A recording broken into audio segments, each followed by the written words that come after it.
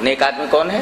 بتایا گیا لن تنالوا البر حتى تنفقوا مما تحبون، تم نیکی کو نہیں پا سکتے، نیکی تک نہیں پہنچ سکتے جب تک کہ تم اپنا محبوب مال، پسندیدہ مال اللہ کی راہ میں خرچ نہ کرو۔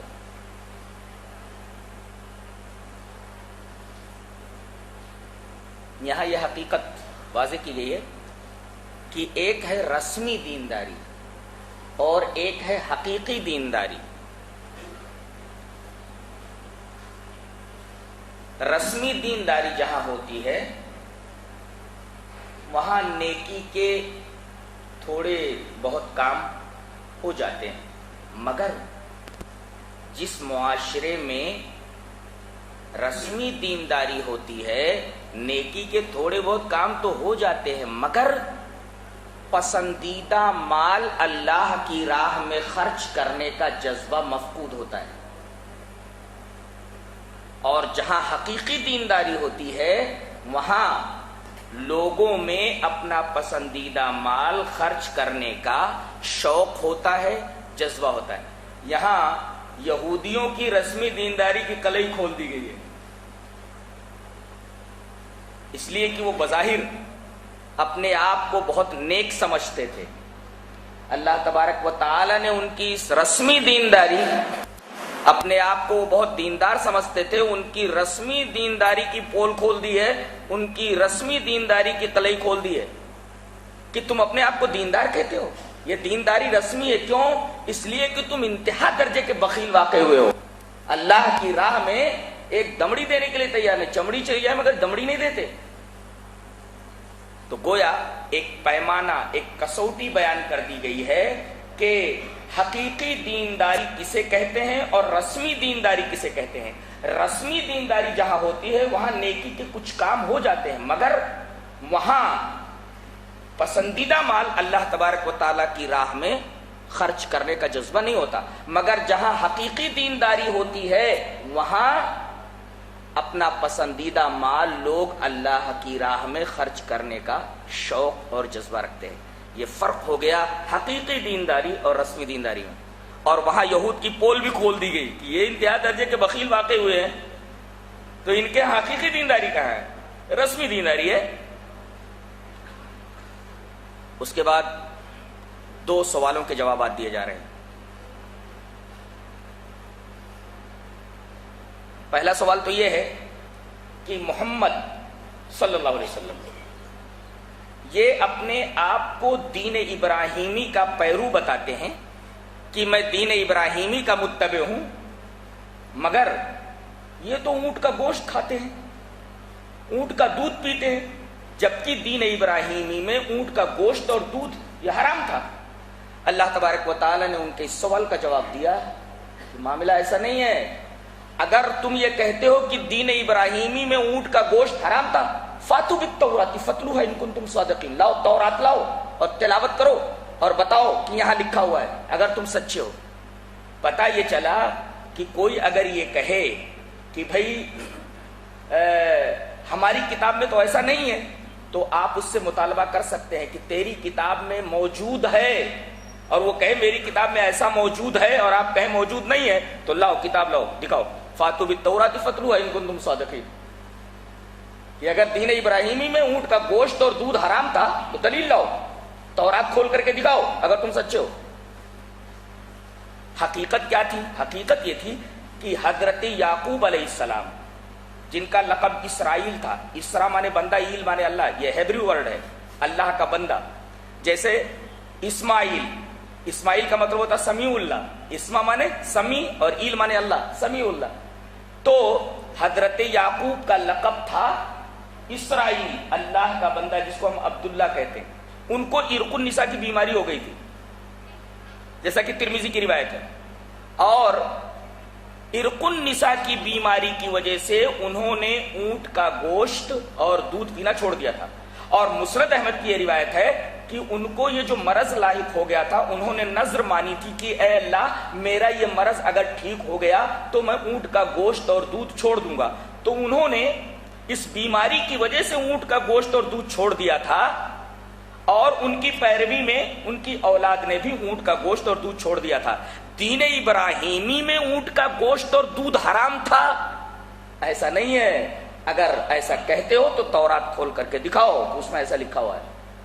اللہ تبارک و تعالی نے ان کے اس اعتراض کا مدلل جواب ارشاد فرمایا۔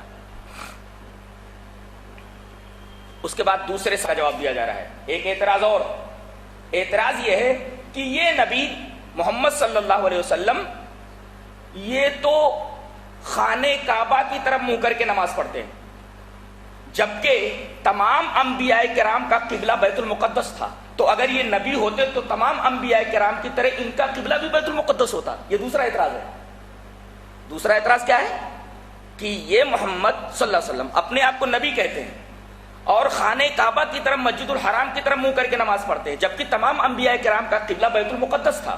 تو اگر یہ سچے نبی ہوتے تو تمام انبیاء کرام کے قبلے ہی کو اپنا قبلہ مانتے۔ یہ تو تمام انبیاء کرام کے قبلے کو اپنا قبلہ مانتے ہی نہیں، ان کا تو ایک نیا قبلہ ہے مسجد حرام۔ تو یہ سچے نبی کیسے ہو سکتے ہیں؟ ان سے پوچھا گیا کہ بھائی بیت المقدس کی طرف منہ کر کے کیوں نماز پڑھی جائے؟ ضروری ہے؟ انہوں نے کہا ضروری ہے۔ کہا کیوں؟ تو وہ کہنے لگے اس لیے کہ دنیا میں جو سب سے پہلی مسجد بنائی گئی وہ بیت المقدس ہے۔ اللہ تبارک و تعالی نے اس اعتراض کا جواب ارشاد فرمایا کہ ایسا نہیں ہے، بیت المقدس بعد میں بنایا گیا، یہ مسجد بعد میں بنائی گئی۔ سب سے پہلی مسجد جو بنائی گئی ہے وہ حضرت ابراہیم اور اسماعیل کے ذریعے مسجد حرام بنائی گئی ہے مکہ کے اندر۔ اس اعتراض کا جواب دیا گیا ان اول بیت اُزِّئَ للناس للذی ببکۃ مبارکا وہدی للعالمین۔ پہلی مسجد جو دنیا کی بنی وہ مسجد حرام ہے، نہ کہ بیت المقدس۔ تو جو مسجد پہلے بنائی گئی زیادہ مستحق ہے کہ اس کو قبلہ بنایا جائے۔ بعد میں بیت المقدس بنایا گیا تو ضروری نہیں کہ اس کی طرف منہ کر کے نماز پڑھا جائے۔ پہلی مسجد جو دنیا کی ہے وہ خانہ کعبہ ہے، لہذا اسی کی طرف منہ کر کے نماز پڑھنے کا آپ کو حکم دے دیا گیا۔ اس میں اعتراض کی کیا گنجائش ہے؟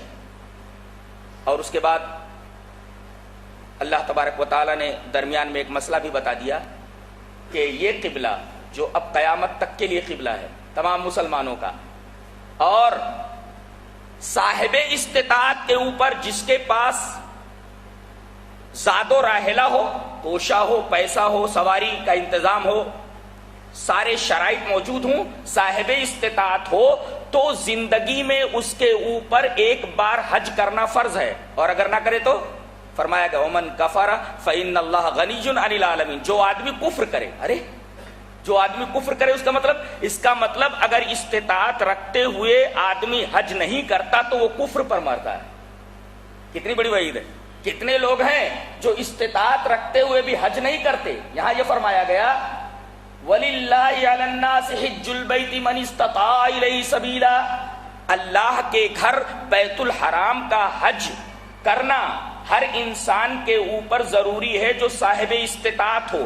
اگر صاحب استطاعت ہونے کے باوجود وہ حج نہیں کرتا، مر جائے تو وہ کفر کے اوپر مرتا ہے۔ اس لیے فرمایا گیا ومن کفر، جو کفر کرے، یہ نہیں کہا گیا جو حج نہ کرے، بلکہ یہ کہا گیا جو کفر کرے تو اللہ تبارک و تعالی تمام عالموں سے بے نیاز ہے۔ اس کا مطلب صاحب استطاعت ہوتے ہوئے اگر آدمی حج نہ کرے تو وہ کفر کے اوپر مرتا ہے۔ کہتے ہیں بیٹیوں کی شادی ہو جائے، بیٹوں کی شادی ہو جائے، ذرا بوڑھے ہو جائیں اور ابھی جو کچھ گناہ کرنے ہیں وہ کر لیے جائیں، اس کے بعد جا کر کے سارے گناہ بخشوا لیں گے، تو ابھی حج کرنے کی کیا ضرورت ہے؟ یہاں یہ ہے کہ جیسے ہی آدمی صاحب استطاعت ہوا اس فریضے کو اسے ادا کر لینا چاہیے۔ تو گویا کہ یہودیوں کے دو سوالوں کے جوابات دیے گئے۔ ایک حقیقت یہاں یہ بھی بیان کی گئی کہ حقیقی دینداری یہ ہے کہ آدمی پسندیدہ مال اللہ کی راہ میں خرچ کرے۔ حضرت ابو طلحہ رضی اللہ تعالی عنہ کے سامنے جب یہ آیت کریمہ آئی، انہوں نے یہ آیت سنی، وہ نبی کریم صلی اللہ علیہ وسلم کے پاس بھاگے بھاگے آئے اور کہا کہ اے اللہ کے رسول، میرا ایک باغ ہے بیروحا، میں اسے اللہ کی راہ میں دینا چاہتا ہوں۔ وہ میرا مال محبوب ہے، میرا پسندیدہ مال ہے، میں اسے اللہ کی راہ میں دینا چاہتا ہوں۔ نبی کریم صلی اللہ علیہ وسلم نے خوش ہو کر کے فرمایا، اس لیے کہ ان کے باغ کے بارے میں معلوم تھا آپ کو کہ اس باغ سے کتنا نفع آتا ہے، کہا مال رابح، مال رابح، یہ تو بڑا نفع بخش مال ہے، بڑا نفع بخش مال ہے، وہ باغ تو انتہائی قیمتی ہے، تم اسے اللہ کی راہ میں دے رہے ہو تو ایسا کرو اپنے رشتہ داروں کے درمیان اس کو تقسیم کر دو۔ اس کا مطلب یہ ہوا کہ آدمی جب صدقہ و خیرات کرے یا زکوٰۃ نکالے تو اپنے رشتہ داروں سے اس کا آغاز کرے، اپنے رشتہ داروں سے اس کی ابتدا کرے، اپنے رشتہ داروں سے اس کی ابتدا اور اس کا آغاز کرے، چاہے وہ زکوٰۃ ہو چاہے صدقہ و خیرات ہو۔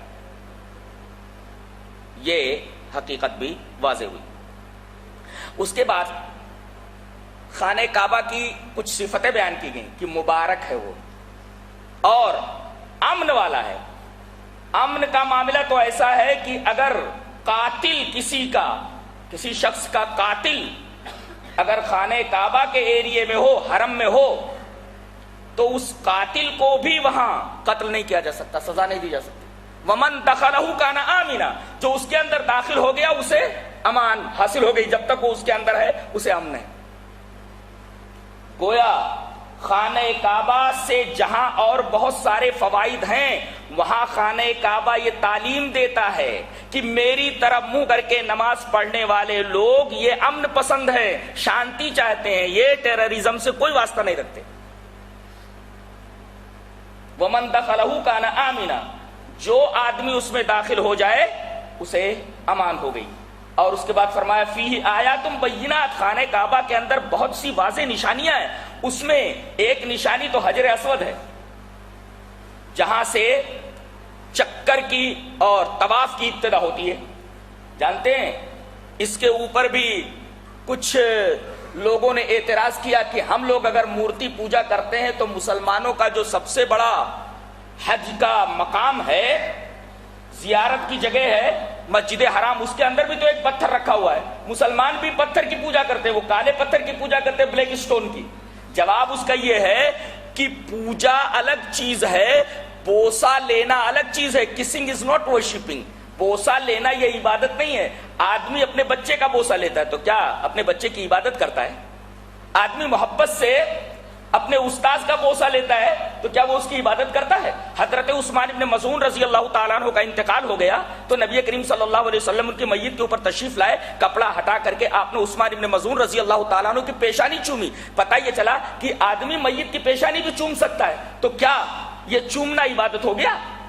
تو کسنگ از ناٹ ورشپنگ۔ ہم لوگ کیا کرتے ہیں؟ حجر اسود کو استلام کرتے ہیں، اگر بھیڑ ہو تو خالی ہاتھ دکھا دیتے ہیں، ہاتھ اٹھا کر اس کی طرف سلام کے لیے ہاتھ اٹھا دیتے ہیں، جس کو استلام کہتے ہیں، اور اگر بھیڑ نہ ہو تو آدمی اس کو بوسہ دے لیتا ہے۔ بوسہ دینے کا مطلب عبادت نہیں ہے۔ آج جو لوگ پتھر کو پوجتے ہیں اس میں وہ طریقہ نہیں ہوتا جو حجر اسود کو چومنے کا ہے۔ یہاں تو ڈائریکٹ پتھر سے مانگتے ہیں، اس کے سامنے سجدہ کرتے ہیں۔ ہم لوگ حجر اسود کے سامنے سجدہ نہیں کرتے، اس سے اپنی مرادیں نہیں مانگتے۔ یہاں تو بت کے سامنے لوگ مرادیں مانگتے ہیں، اس کو اپنا مشکل کشا سمجھتے ہیں، اس کے سامنے ڈنڈوت کرتے ہیں، اس کے سامنے سجدہ کرتے ہیں۔ لہذا یہ کہنا کہ یہ لوگ بھی بت کی پوجا کرتے ہیں، پتھر کی پوجا کرتے ہیں، سراسر الزام ہے۔ یہ اس اعتراض کا جواب ہے کہ مسلمان بھی تو بت پرستی کرتے ہیں۔ اور اگر آپ سورہ قریش پڑھ ڈالیں تو بالکل حقیقت واضح ہو جائے۔ اللہ نے کیا فرمایا؟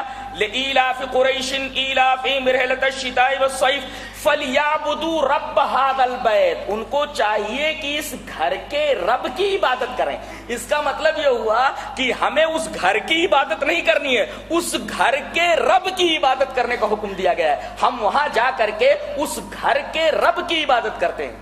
دیکھیں فَلْيَعْبُدُوا رَبَّ هَذَا الْبَيْتِ، اس گھر کے رب کی عبادت کرنی چاہیے۔ تو حاجی جب جاتا ہے تو پتھر کی عبادت کرنے کے لیے نہیں جاتا، خانہ کعبہ کی عبادت کے لیے نہیں جاتا، بلکہ خانہ کعبہ کے رب کی عبادت کرنے کے لیے جاتا ہے، جیسا کہ سورہ قریش کے اندر بیان کیا گیا فَلْيَعْبُدُوا رَبَّ هَذَا الْبَيْتِ۔ کوئی یہ کہے کہ وہاں تو پتھر کی پوجا ہوتی ہے یا خانہ کعبہ کی پوجا ہوتی ہے تو یہ آیت پڑھ کر سنا دیجئے کہ اللہ تبارک و تعالیٰ نے خانہ کعبہ اس جگہ کا، اس عمارت کا اور اس پتھر کی عبادت کا حکم نہیں دیا ہے۔ اس نے تو کہا فَلْيَعْبُدُوا رَبَّ هَذَا الْبَيْتِ، اس گھر کے رب کی عبادت کا حکم دیا گیا ہے امر کے صیغے کے ساتھ۔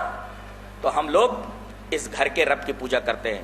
بلیک سٹون کی نہیں، حجر اسود کی نہیں، نہ خانہ کعبہ کی. اس کے بعد بتایا یہ گیا کہ امت مسلمہ ایک پلیٹ فارم پر آ سکتی ہے. اس کے لیے 3 شرطیں. ایک شرط تو یہ ہے یا ایھا الذین آمنوا اتقوا اللہ حق تقاتہ، اے ایمان والو اللہ سے اس طرح ڈرو جیسا کہ اس سے ڈرنے کا حق ہے.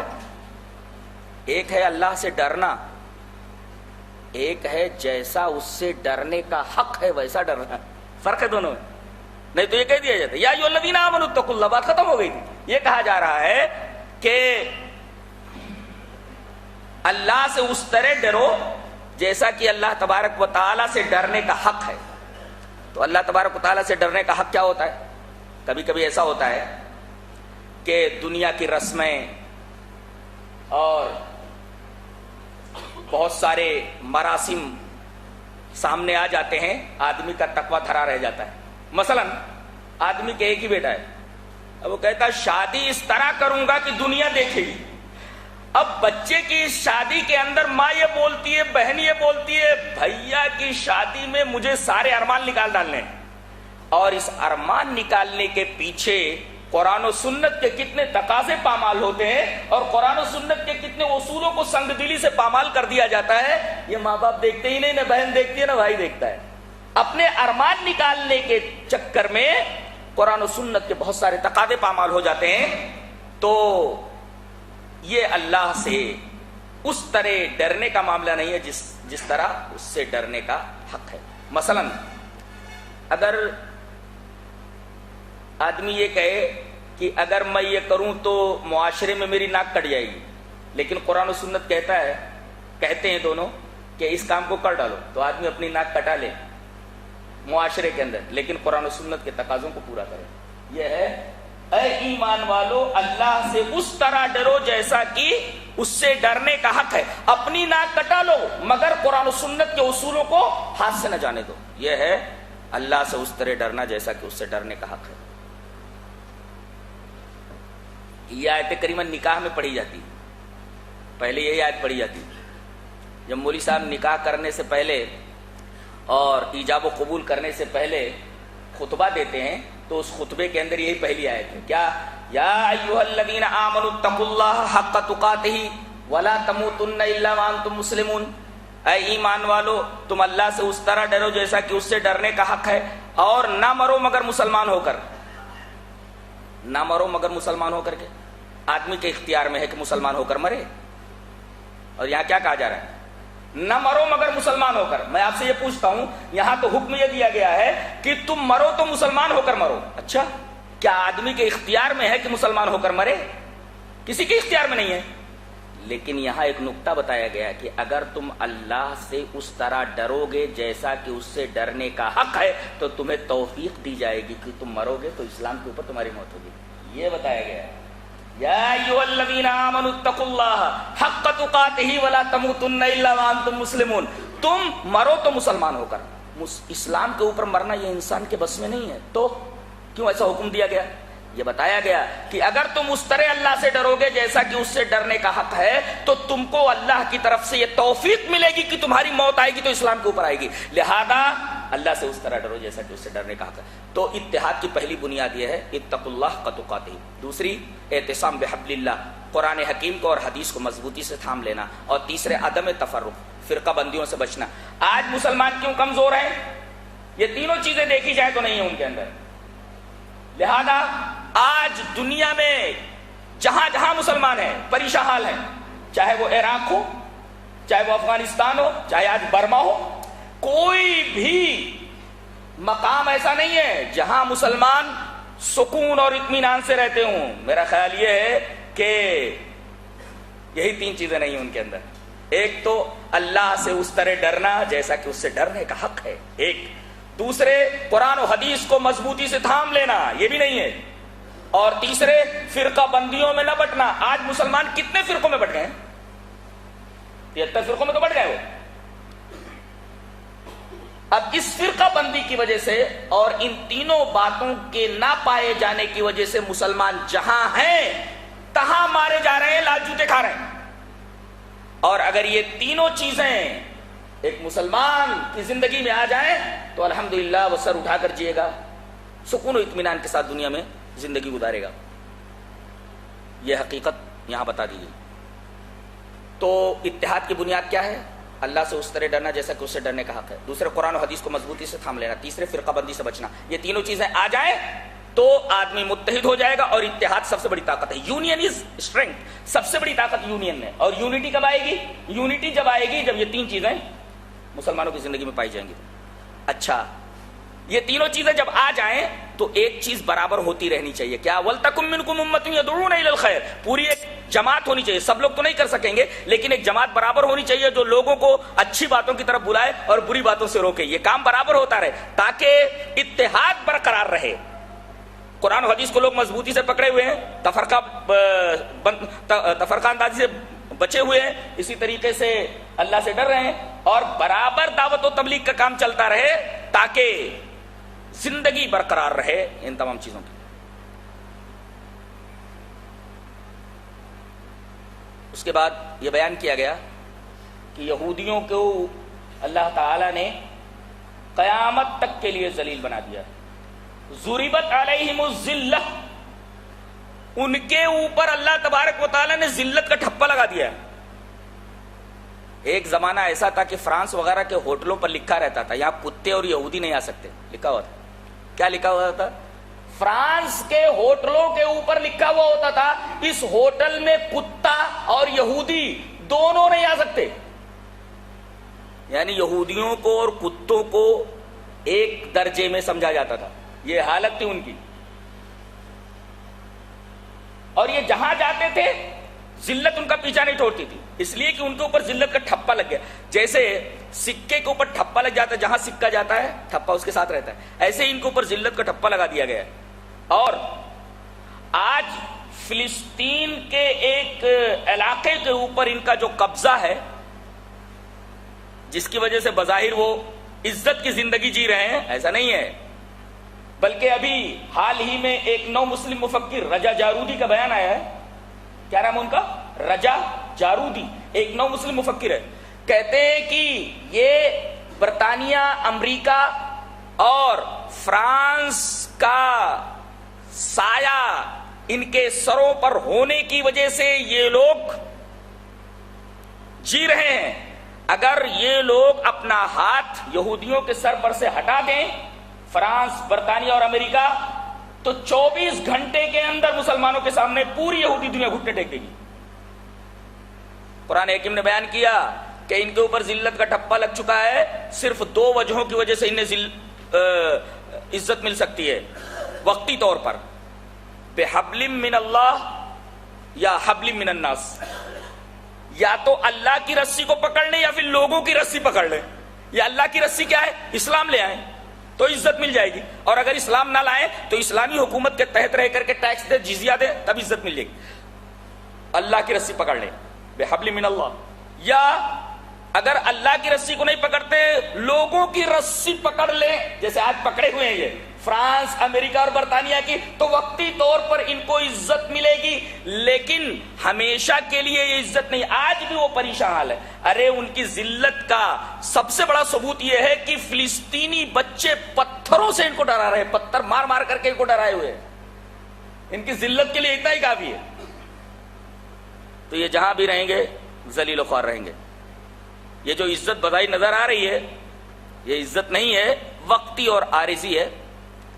اور حضرت عیسیٰ کے نزول کے وقت ان سب کا خاتمہ یقینی ہے، عیسائیت کا بھی اور یہودیت کا بھی. اس کے بعد ایک نقطہ بتایا گیا، نسخہ، کہ آج پوری دنیا مسلمانوں کو تباہ کرنے کے درپے ہے اور سازشیں کر رہی ہے. ان کی سازش نقصان نہ پہنچا سکے اس کے لیے کوئی نسخہ ہے؟ بتایا گیا ہاں ایک نسخہ ہے. وَإِن تَصْبِرُوا وَتَتَّقُوا لَا يَضُرُّكُمْ كَيْدُهُمْ شَيْئًا. اگر اے مسلمانوں تمہارے اندر تقوی آ جائے اور صبر اور استقامت آ جائے تو لا یضرکم کیدہم شیئا، تو تمہارے دشمنوں کی سازش تمہیں نقصان نہیں پہنچا سکتی. اس کا مطلب یہ ہے ہمیں جو نقصان پہنچ رہا ہے یہ دونوں چیزیں ہمارے اندر نہیں، نہ تقوی ہے نہ صبر ہے. وَإِن تَتَّقُوا وَتَصْبِرُوا وَإِن تَصْبِرُوا وَتَتَّقُوا لَا يَضُرُّكُمْ كَيْدُهُمْ شَيْئًا. اگر تم صبر اور استقامت سے کام لو اور تقوی اختیار کرو تو دشمنوں کی سازشیں تمہارا کچھ نہیں بگاڑ سکتی. نسخہ بتایا گیا. اس کے بعد جنگ احد کا بیان ہے. پہلے جنگ بدر کا ایک اجمالی بیان ہے کہ اللہ تعالیٰ نے کس طرح 313 مسلمانوں کو ایک لشکر جرار کے اوپر فتح عنایت فرمائی ایمان کی بدولت. اور اس کے بعد 700 مسلمان تھے جنگ احد کے اندر. عارضی طور پر ان کو تھوڑا نقصان اٹھانا پڑا. 70 صحابہ کرام شہید ہوئے. اللہ تعالیٰ نے اس کی وجہ بتائی کہ جیتی ہوئی جنگ کیوں ہار گئے تم. نبی کریم صلی اللہ علیہ وسلم نے 50 تیر اندازوں کو جبل عینین کے اوپر مقرر کیا تھا کہ ہم چاہے ہاریں یا جیتیں تم اس ٹیلے سے نہ اترنا, جبل عینین سے مت اترنا. اب جب میدان کے اندر مشرکین کو شکست ہو گئی, وہ بھاگنے لگے, تو ان لوگوں کو نے کہا الغنیمہ الغنیمہ, ارے مال غنیمت مال غنیمت. تو وہاں جو کمانڈر جن کو بنایا گیا تھا انہوں نے کہا کہ ارے بھائی مت جاؤ, نبی کریم صلی اللہ علیہ وسلم کا حکم ہے کہ چاہے ہم لوگ جیتیں یا ہاریں تم لوگ یہ ٹیلا مت چھوڑنا. ارے بولنے لگے کہ یہ اس وقت کا حکم تھا جب فتح نہیں ہوئی تھی, اب تو فتح ہو گئی, اب چلو مال غنیمت لوٹو. اب جیسے ہی اس میں سے کچھ لوگ نیچے اترے, 50 کی تعداد تھی, 40 نیچے اتر گئے, 10 باقی رہ گئے. حضرت خالد ابن ولید جو پیچھے سے ان کو نگاہ میں رکھے ہوئے تھے, حملہ کر کے 10 کو ختم کر دیا, اور جو مسلمان مال غنیمت لوٹنے میں مشغول تھے پیچھے سے ان کے اوپر سوار ہو گئے, اور تھوڑی دیر کے اندر تقریباً 70 صحابہ کرام مارے گئے. اور افراتفری مچ گئی لشکر اسلام کے اندر. نبی کریم صلی اللہ علیہ وسلم کو کچھ صحابہ کرام اپنے گھیرے میں لیے ہوئے جو ہے احد کے پہاڑ کے اوپر چڑھنے لگے, اور کافی نقصان ہوا. نبی کریم صلی اللہ علیہ وسلم کے دندان مبارک شہید ہوئے, آپ کے خود کی کڑیاں آپ کے سر میں گھس گئیں, بہت نقصان ہوا, بہت تکلیف ہوئی. اللہ تبارک و تعالی نے اس کی وجہ بتائی. 2 وجہیں, ایک تو نبی کا حکم اور نبی کریم صلی اللہ علیہ وسلم کا فرمان تم نے چھوڑ دیا. بتائیے, صحابہ کرام جو نبی کریم صلی اللہ علیہ وسلم کے اولین مخاطبین تھے, جن کے بارے میں اللہ تبارک و تعالیٰ نے یہ فرمانا سنا دیا رضی اللہ عنہ ورضوا عنہ, اللہ ان سے راضی ہو گئے, وہ اللہ سے راضی ہو گئے. ان کے لیے بھی یہ قانون نہیں بدلا کہ اگر تم بھی نبی کی مخالفت کرو گے نقصان اٹھانا لازمی ہے. بتائیے, جب صحابہ کرام کے لیے یہ قانون نہیں بدلا تو ہمارے لیے وہ قانون کیسے بدل سکتا ہے؟ اگر ہم نبی کا فرمان چھوڑ دیں شکست لازمی ہے. وہاں ایک فرمان کی, ایک حکم کی نافرمانی ہوئی, ایک فرمان کی نافرمانی ہوئی, اور اتنا بڑا نقصان اٹھانا پڑا. بتائیے, ہم لوگ نبی کریم صلی اللہ علیہ وسلم کے کتنے حکموں کو لاپرواہی سے ٹال دیتے ہیں. شکست اور پریشانی اسی وجہ سے ہمارا مقدر بن چکی ہے. اور دوسری وجہ دنیا کی حرص, الغنیمہ الغنیمہ مال غنیمت مال غنیمت. کہا کہ ان 2 وجہوں کی وجہ سے, حکم دنیا مال دولت کی چاہ, اور دوسرے نبی کریم صلی اللہ علیہ وسلم کے حکم کی نافرمانی, ان دونوں وجہوں کی وجہ سے تم جیتی ہوئی بازی ہار گئے, جیتی ہوئی جنگ ہار گئے, اور 70 صحابہ کرام مارے گئے. اس کے بعد ان کو تسلی دی گئی کہ یہ جو تمہاری ہار ہوئی ہے عارضی طور پر, اور تمہیں جو زخم لگا ہے, ارے یہ تو ہوتا ہی رہتا ہے. ان یمسسکم قرح فقد مس القوم قرح مثلہ. ارے اس سے پہلے میدان بدر کے اندر تمہارا مخالف بھی نقصان اٹھا چکا ہے. تلک الایام نداولها بین الناس. اس طریقے سے ہم لوگوں کے درمیان کسی کو غالب کسی کو مغلوب کرتے رہتے ہیں. اور اس کا ایک سبب اور بھی ہے کہ کسی کو ہم شہید بنا دیں. جی وَيَتَّخِذَ مِنكُمْ شُهَدَاءَ, یہ بڑا نقصان نہیں ہے, اس میں سے کوئی شہید ہو گیا, اور شہید ہونا یہ بہت بڑا اعزاز ہے. اور ایک وجہ اور بھی ہے کہ کچھ لوگوں کے گناہ اللہ تبارک تعالیٰ معاف کر دے. اور ایک وجہ اور, وَلِيَعْلَمَ اللَّهُ الَّذِينَ آمَنُوا, تاکہ اللہ یہ معلوم کر لے کہ کس کے اندر کتنا صبر ہے, کتنی استقامت ہے. اب دیکھا گیا کہ 10 آدمی صرف اس ٹیلے کے اوپر رہ گئے, 40 آدمی اتر آئے, تو معلوم ہوا نا کہ صبر کس کے اندر ہے کس کے اندر نہیں ہے. اور یہ تعلیم دی گئی کہ صبر اور استقامت کا دامن چھوڑو گے تکلیف اور ہزیمت اٹھانی لازمی ہے. تو ہمیں 2 چیزیں کرنی ہیں, صبر اور استقامت, اور اللہ تبارک و تعالیٰ کا تقوی, اللہ اور اس کے رسول کے حکموں کے اوپر حتی الوسع چلنے کی کوشش کرنا.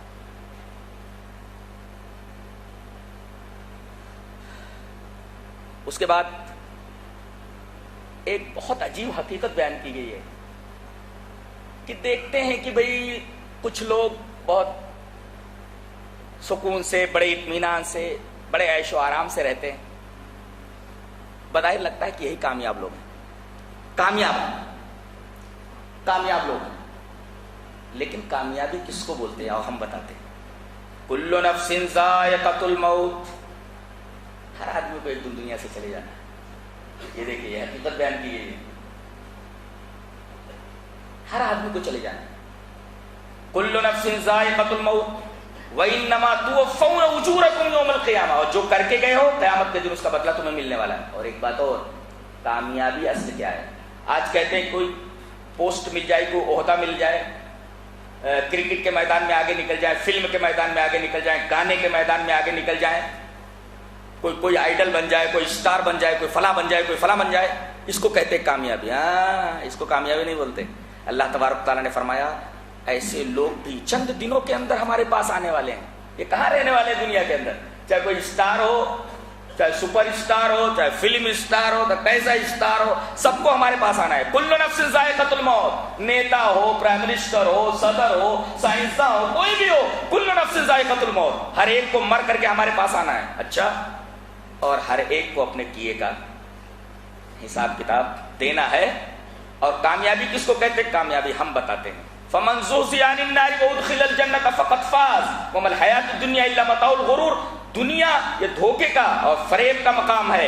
کامیاب وہ ہوا جو جہنم کی آگ سے بچا لیا گیا اور جنت میں داخل کر دیا گیا. اس کا مطلب جو لوگ جہنم سے بچا لیے گئے اور جنت کے اندر داخل کر دیے گئے، در حقیقت وہی کامیاب ہے. اب دیکھو کتنے لوگ ہیں جو جہنم سے بچنے کا طریقہ اختیار کر رہے ہیں اور جنت میں جانے کا طریقہ اختیار کر رہے ہیں. در حقیقت وہی لوگ کامیاب ہے. اگرچہ دنیا ان کو کامیاب نہ مانے، لیکن حقیقت میں کامیاب یہی ہے، اس لیے کہ چند دنوں کے بعد سب کو وہیں پہنچنا ہے.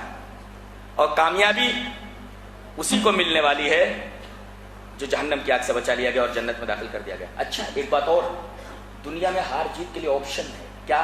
ایک مرتبہ جو ہار گیا ضروری نہیں کہ وہ نہ جیتے گا کبھی. تو جیتنے والا کبھی ہارتا ہے، ہارنے والا کبھی جیتتا ہے.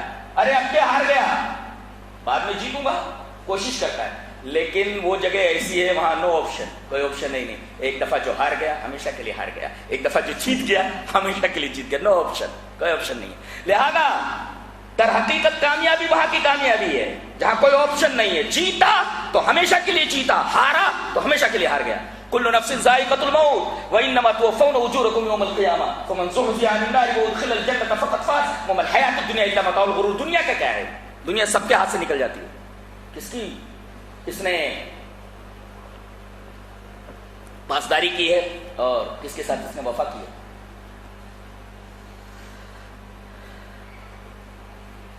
یہ بڑی عجیب و غریب حقیقت تھی جو بیان کی گئی. اس کے بعد یہ کہا گیا کہ مرد اور عورت دنیا میں جتنے ہیں سب ایک مرد اور عورت سے پیدا ہوئے. لہذا جب ایک مرد اور عورت سے سب پیدا ہوئے ہیں تو اس میں اونچ نیچ کہاں ہے، چھوت چھات کہاں ہے؟ یہ تو لوگوں نے بنا لیا ہے. ہم سوریہ ونشی ہیں، سورج کی اولاد ہیں، ہم رام اسیس ہیں، ہم فلاں ہیں، ہم فلاں ہیں. وہ بیک ورڈ ہے، وہ آکورڈ ہے. تو اس طریقے سے کسی کو بیک ورڈ مان لیا گیا، جیسے وہ اعلیٰ درجے، اعلیٰ نسل کا، اعلیٰ حسب نسب کا مان لیا گیا. یہ تمہاری تقسیم ہے. سب ایک ہی مرد اور عورت کی اولاد ہے. یا ایھا الناس اتقوا ربکم الذی خلقکم من نفس واحدہ. اور اسی سے یہ پوری دنیا بنی ہے، پوری دنیا پھیلی ہے.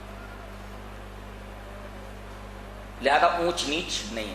اسلام اونچ نیچ کی مخالفت کرتا ہے، چھوت چھات کی مخالفت کرتا ہے. یہاں جو فضیلت کا معیار قائم ہوگا وہ تقویٰ سے.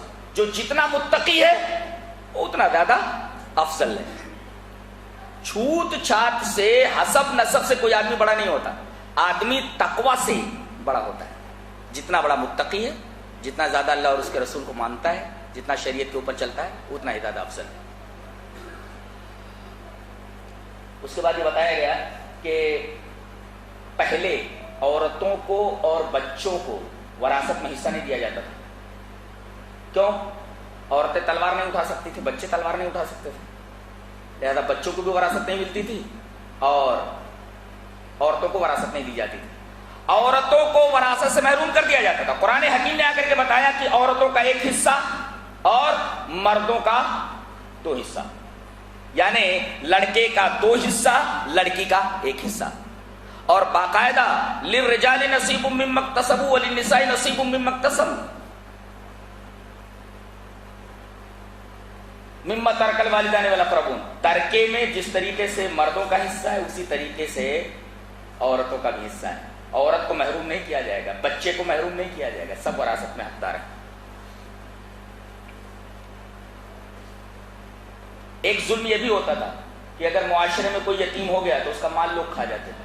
بتایا گیا اگر کوئی آدمی ان الذین یاکلون اموال الیتامی ظلما انما یاکلون فی بطونہم نارا، جو لوگ یتیموں کا مال ظلم سے کھا لیتے ہیں وہ اپنے پیٹ میں آگ بھر رہے ہیں. کتنے لوگ ہیں جو دارالایتام کھول کر کے، یتیم خانہ کھول کر کے خود اپنے یتیم پیٹ کو بھر رہے ہیں.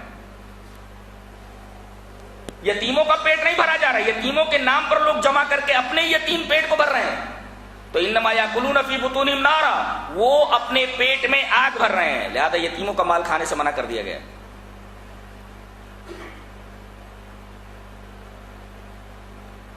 اس کے بعد ایک ظلم اور بتایا گیا جو عورتوں کے اوپر ہوتا تھا کہ عورت کو بھی وراثت سمجھ لیا جاتا تھا. کوئی آدمی مر گیا تو اس عورت کو وراثت دینے کے بجائے وہ بھی ترکے میں آ جاتی تھی اور لوگ اس کو بھی بانٹ لیا کرتے تھے. یعنی اگر بیٹا سگا نہیں ہے تو اپنے باپ کی بیوی کو رکھ لیتا تھا. ایسا بھی ہوتا تھا. بتایا گیا یا ایھا الذین آمنوا لا یحل لکم ان ترثوا النساء کرہا، عورتوں کو وراثت نہ سمجھ لو اور ان کو وراثت سمجھ کر کے آپس میں تقسیم نہ کر لو، اس کی بھی ممانعت کی گئی. اس کے بعد یہ کہا گیا کہ بعض عورتیں ایسی ہوتی ہیں جو جن کے اندر کچھ اخلاقی سختی ہوتی ہے، ذرا بد مزاج ہوتی ہیں، تو آدمی جذبات میں آ کر کے فوراً طلاق مت دے. ایک اعتراض اسلام کے اوپر یہ کیا جاتا ہے کہ اسلام نے مردوں کو طلاق کا حق دے کر کے عورتوں کے اوپر ظلم کرنے کا اختیار دے دیا ہے. کیا اعتراض ہے؟ اسلام نے مرد کو طلاق کا حق دے کر کے عورتوں کے اوپر ظلم کرنے کا اختیار دے دیا ہے. کیا کرتے ہیں لوگ کہ شادی کرنے کے بعد جی بھر گیا فوراً اس کو طلاق دے دیتے. یہ درست نہیں ہے، جائز نہیں ہے. طلاق ناگزیر حالات میں ہے، بہت زیادہ ضروری ہو جائے تب آدمی طلاق دے. بلا وجہ شادی کرنا اور طلاق دے دینا اسلام اس کو پسندیدگی کی نگاہ سے نہیں دیکھتا. طلاق ناگزیر حالات میں ہے کہ اب بننے والی بات نہیں ہے تو اب دونوں الگ ہو جاؤ. ناگزیر حالات میں یہ اجازت ہے. لوگوں نے اس کو عام سمجھ لیا ہے اور آج ایسا ہو رہا ہے. اور عرب ممالک کے اندر تو یہ بلا بہت زیادہ ہے، یہ بلا عام ہے بالکل. تو ناگزیر حالات میں طلاق دینے کی اجازت ہے. اور یہ بھی ہوتا تھا عورتوں کے ساتھ کہ ایک آدمی اپنی عورت کو نہ طلاق دیتا تھا اور نہ اس کے ساتھ اچھی طریقے سے بیہیویئر کرتا تھا. اتنا ستاتا تھا تاکہ عورت خلا کے اوپر مجبور ہو جائے، اس لیے کہ یہ طلاق دے گا تو مہر دینی پڑے گی. اور اگر عورت کو اتنا ستائے کہ عورت پریشان ہو کر کے خود کہے کہ بھئی میرا پیچھا چھوڑ دے، تو اس صورت میں مہر عورت کو واپس کرنا پڑتا تھا، شوہر کو دینا پڑتا تھا. یہ ظلم بھی عورتوں کے اوپر ہوتا تھا، اس کے اوپر بھی پابندی لگائی گئی. اور یہ کہا گیا کہ بعض عورتیں ذرا کم خوبصورت ہوتی ہیں لیکن اخلاقی اعتبار سے، سیرت کے اعتبار سے بہت پختہ ہوتی ہیں، اچھی ہوتی ہیں. لہذا تم لوگ حسن کو مت دیکھو، حسن و جمال کو مت دیکھو، ان کی سیرت کو ملحوظ رکھو. اس لیے کہ حسن صورت چند روزہ، حسن سیرت مستقل، اس سے خوش ہوتی ہیں آنکھیں، اس سے خوش ہوتا ہے دل. حسن صورت چند روزہ رہتی ہے، چند روز کے بعد آدمی حسن کی طرف نگاہ نہیں کرتا. عورت کی سیرت اس کی نگاہ کے اندر رہتی ہے. اسی وجہ سے نبی کریم صلی اللہ علیہ وسلم نے ارشاد فرمایا لا یفرق مؤمن مؤمنۃ ان کرہ منها خلقا رضی منها آخر، کہ کوئی بھی مومن کسی مومنہ عورت کو جذبات میں آ کر کے اپنے سے الگ نہ کرے، پریشان نہ کرے، طلاق نہ دے جذبات میں آ کر کے، اس لیے کہ اس کی ایک عادت اگر بری لگے گی تو دوسری عادت ضرور اچھی ہوگی. لہذا آدمی اس کی اچھی عادت کو پیش نظر رکھے، بری عادت کو نظر انداز کر دے. معاشرے کی ایک اہم بات اور معاشرے کا ایک اہم نقطہ بتایا گیا ہے کہ انسان لوگوں کی خوبیوں کے اوپر نگاہ رکھے، خرابیوں کو نظر انداز کرتے. کتنا بڑا اصول ہے. آج ہم لوگ کیا کرتے ہیں؟ لوگوں کی خرابیوں کو دیکھتے ہیں، خوبیوں کو نہیں دیکھتے. اس حدیث پاک میں یہ بیان کیا گیا ہے کہ اگر عورت کی ایک بات تم کو بری لگتی ہے، ایک عادت بری لگتی ہے، تو دوسری عادت تم کو اچھی لگے گی. تو اچھی چیز کے اوپر تم نگاہ رکھو، جو اس کی بری عادت ہے اس کو نظر انداز کر دو. ایک اصول دیا گیا معاشرے کا کہ اگر ہر مسلمان دوسرے مسلمان کی اچھی عادت کے اوپر نگاہ رکھے، برائی کو نظر انداز کر دے، تو ایسا معاشرہ جنت نشا بن جائے. آج ہمارے معاشرے کے اندر جو دنیا بھر کی خرابیاں ہیں وہ اس حدیث کے اندر بیان کیے گئے اصول کی خلاف ورزی کی وجہ سے، کہ ہم برائیاں دیکھتے ہیں آدمی کی، اچھائیوں کو نظر انداز کر دیتے ہیں، جبکہ معاملہ اس کو الٹا ہونا چاہیے کہ آدمی کی اچھائیوں کو پیش نظر رکھو، برائیوں کو اوائڈ کرتے جاؤ، تو معاشرہ جنت نشا بن جائے. کتنا خوبصورت اصول پیش کیا گیا ہے اس آیت کریمہ میں اور نبی کریم صلی اللہ علیہ وسلم کی اس حدیث پاک کے اندر. اس کے بعد 7 رشتے بتائے گئے ہیں کہ وہ 7 رشتے نسبی ہیں، نسب سے وہ حرام ہیں، جیسے ماں ہے، بہن ہے، بھانجی ہے وغیرہ وغیرہ، اور ماں کے اوپر نانی ہے، پرنانی وغیرہ وغیرہ. تو 7 رشتے نسب سے حرام ہیں اور 7 رشتے دودھ سے حرام ہیں. کوئی آدمی اگر کسی عورت کا دودھ پی لے تو ما یحرم من النسب یحرم من الرضاع، نسب سے جتنی حرام چیزیں ہوتی ہیں اتنی چیزیں رضاع سے بھی حرام ہو جاتی ہیں. تو 7 رشتے حرام ہیں نسب سے، 7 رشتے حرام ہیں دودھ سے، رضاع سے، اور 4 رشتے حرام ہیں سسرالی رشتے ہیں 4. اس طرح 7 7 14 اور 4 18 رشتے بیان کیے گئے ہیں. حرمت علیکم امہاتکم، جو اس چوتھے پارے کی آخری آیت ہے اس کے اندر یہ 18 رشتے بیان کیے گئے ہیں جو حرام ہیں. اس کے بعد 5ویں پارے کے اندر اور بھی اصول بتائے گئے ہیں. اور کل کا پارہ خاص طور سے احکام کا پارہ عورتوں کے لیے، لہذا آپ لوگ کل کے لیے پوری تیاری کر کے آئیں اور کل کے جو اصول و ضوابط 5ویں پارے کے اندر بیان کیے گئے ہیں اس کو ذہن نشین کرنے کی کوشش کریں. یہ تھا چوتھے پارے کا خلاصہ. اللہ میں نیک عمل اور اچھی سمجھ کی توفیق عطا فرمائے. وآخر دعوانا ان الحمدللہ رب العالمین.